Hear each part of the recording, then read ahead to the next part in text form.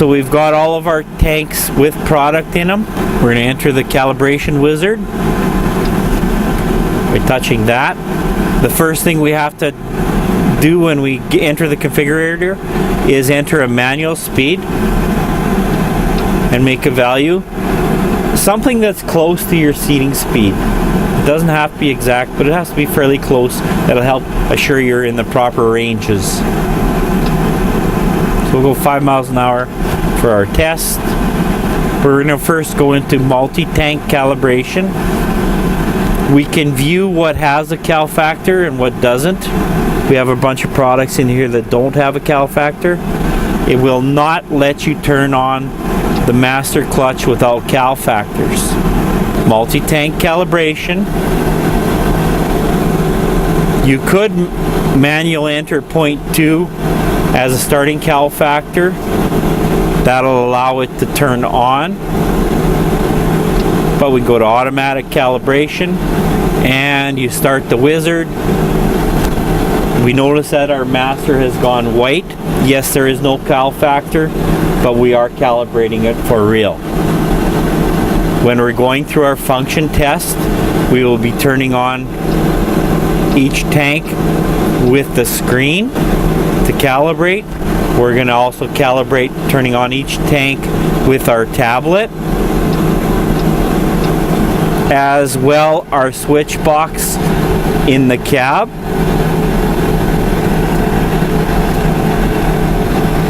and our switch box on the tank.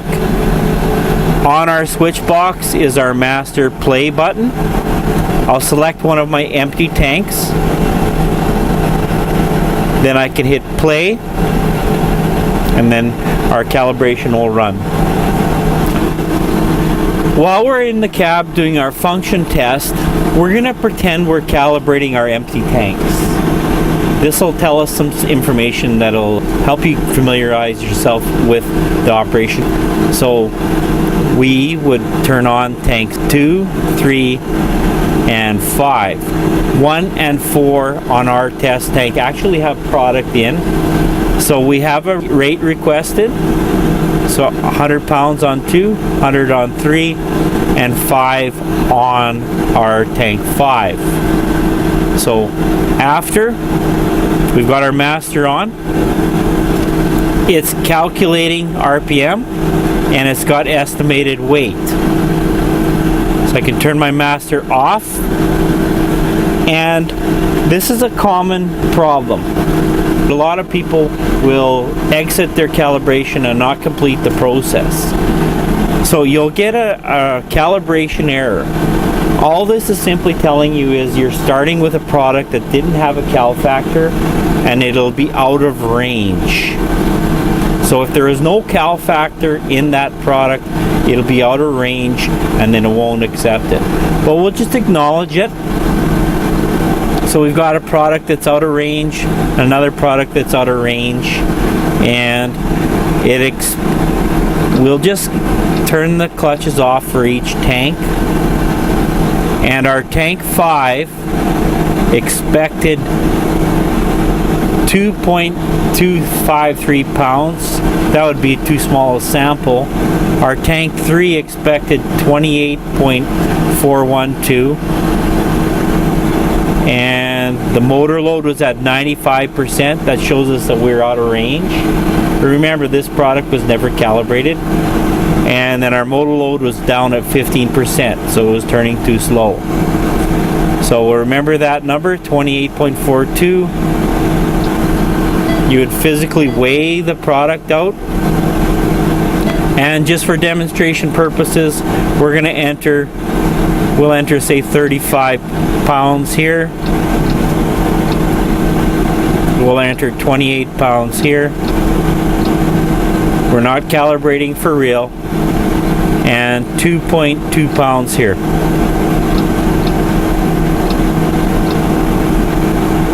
We'll advance. It tells us the percentage we are out. And for demonstration purposes, you can see that I was within 5%. We like to have you within 10%. But whenever you calibrate after you're done the process, you have to hit save for all the tanks you calibrate. If the percentage difference was high, you're gonna recalibrate. We'll accept this. Now I'm going to go into one of these tanks that we calibrated. So say our tank 3, our function test wheat. And then when I go back into the tank, now that it's been calibrated, there's new information down at the bottom. It'll tell us the minimum rate that can do, that tank, in low, mid, or high. We have 3 ranges on our metering augers. It also tells us the minimum rate it can do with one section on. When we have one section on our drill, it's very small, and the metering auger has to slow down to achieve that rate and not overshoot that rate. And then it has maximum full width.